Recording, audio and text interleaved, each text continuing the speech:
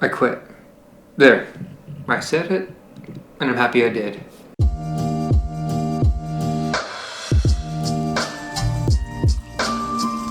If 2020 had a theme in my life, it was change. Nothing I knew going into 2020 could have prepared me for what happened.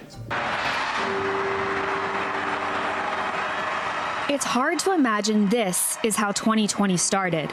To staff the morgues, hospitals brought in temp workers. And people start panic buying in stores. We begin with breaking news about the coronavirus. This is truly an unprecedented situation. And while everything around me was changing and what felt like breaking down, there was one thing that stayed the same: social media, and more specifically, Facebook.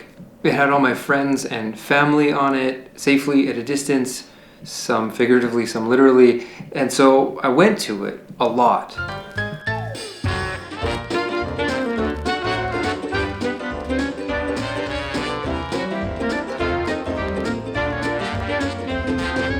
But as 2020 wrapped up, I realized I needed to quit.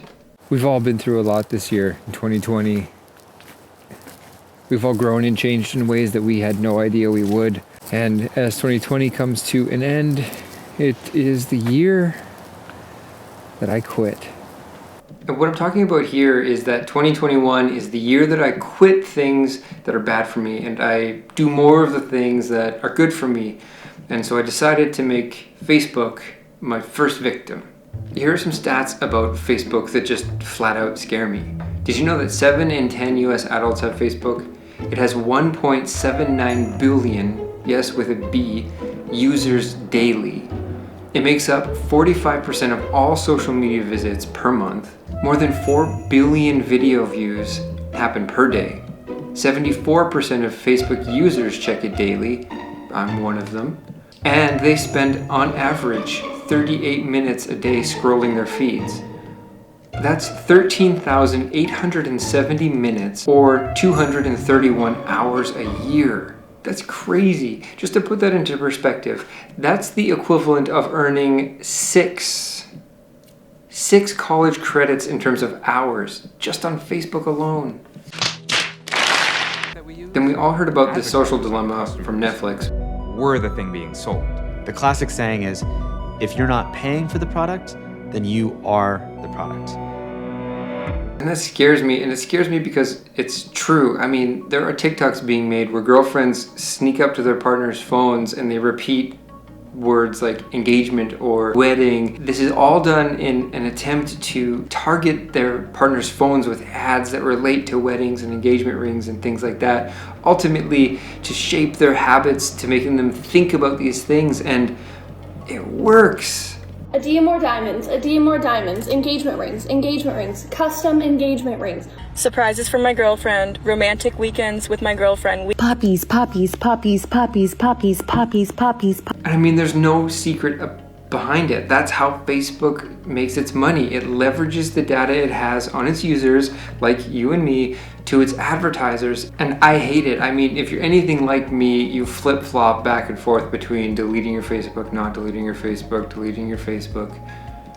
I mean, there are a lot of good reasons to keep Facebook. It's got my photo, friends from childhood, family members, friends I've made around the world, and it also has the marketplace. I didn't want to lose any of those things.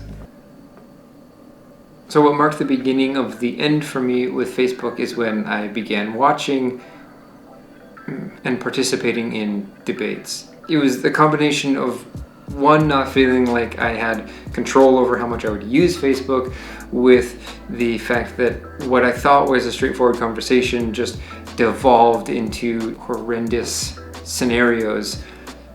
So on January 1st, I deleted Facebook. Okay, so actually I realized that I could download all my content from Facebook, and that took about a day to figure out. So on January 2nd, I officially deleted my Facebook account.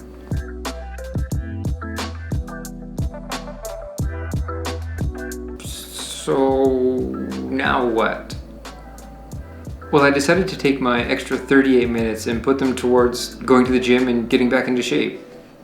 We have a gym in the basement of our building, which is thankfully still open.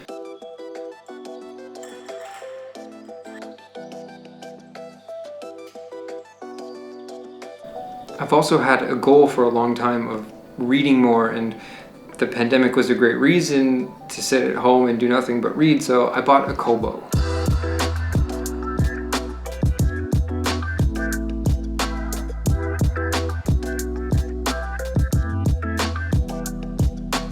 Okay, honestly, I bought this back in June or July, but I promptly set it aside because my angry cousin called me a name on Facebook, and I had to straighten that out.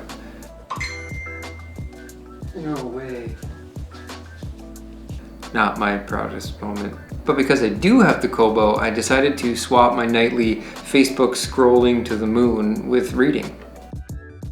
And it's gone really well. So far this month I've finished 3 books. The Power of Consistency, It Didn't Start With You, and I'm about 15% of the way through a book on TED Talks. You're set up on a tripod, hands-free. Don't judge me. I'm now in week 2, the middle of week 2 with no Facebook, and it's honestly been an out of sight, out of mind experience for myself. I think I was disenfranchised with the whole platform. I don't miss Facebook, but I do miss the marketplace. And that has generally been my takeaway so far, even until the end of the month. I don't miss Facebook. I think that's partly due to the fact that it's still way too easy to get lost on social media. I mean, instead of scrolling on Facebook forever and ever, I find myself spending way too much time on TikTok. And I try to justify to myself, like, it's okay, Rob, it's because you're watching Photoshop tutorials or editing tips, but I mean, that doesn't explain why I've been watching this guy with the world's deepest voice for the past 30 minutes trying to figure out if his voice is real or not. There's no way that's real.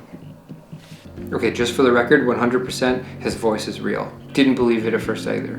What I've learned about Facebook for me and social media is that they've really become a habit, and one good technique to get over habits is to replace a bad one with a new one. James Clear, the author of Atomic Habits, has a really great article on this, and that's been really important for me. In order for a new habit to take place, I have to remove the obstacles that get in the way of me doing that habit. There's nothing worse than there being a barrier between me and doing the new habit. It's the number one way for me to fumble and falter.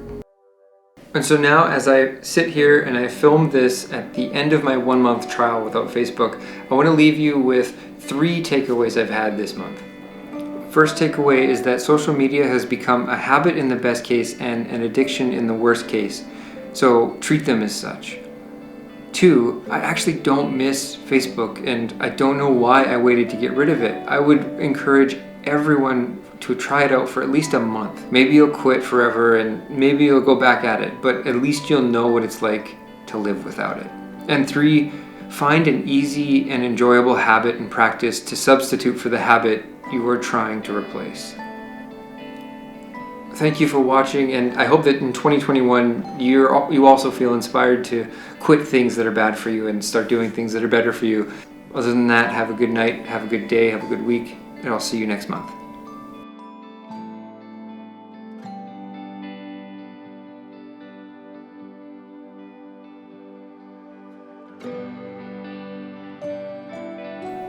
And lastly, today's 5 seconds of gratitude is for being able to change the things that I choose to in 2021.